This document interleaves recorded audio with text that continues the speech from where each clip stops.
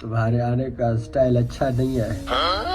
अगर मुझे पता होता है जहाज में पायलट औरत है तो पाक फौज से पहले जहाज को मैं क्रैश करता और तेरा हाथ थाम लेता। क्योंकि मेरा एक अच्छा खासा दोस्त भाइयों की तरह जेलर है, उसकी शादी नहीं हो रही, उसको लड़की नहीं मिल रही, तो तेरा हाथ थाम लेते, तुझे कैद ना होती पाकिस्तान में। ये सब क्या देखना पड़ रहा है? अब टेंशन के अलावा और हमारे दिमाग में कोई बात नहीं आ रही।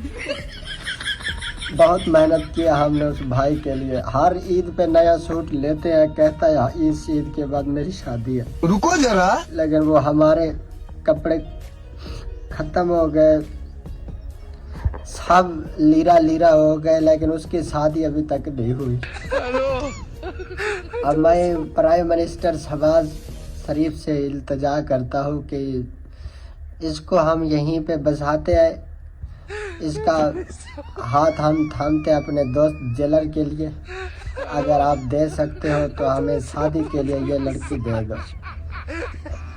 ये वापस ससुराल हमारी मर्जी के अलावा नहीं जानी चाहिए। शील थे जो फॉलो तो करो चाहे सारे यार दी शादी किस्मत दी थी, फॉलो तो करो।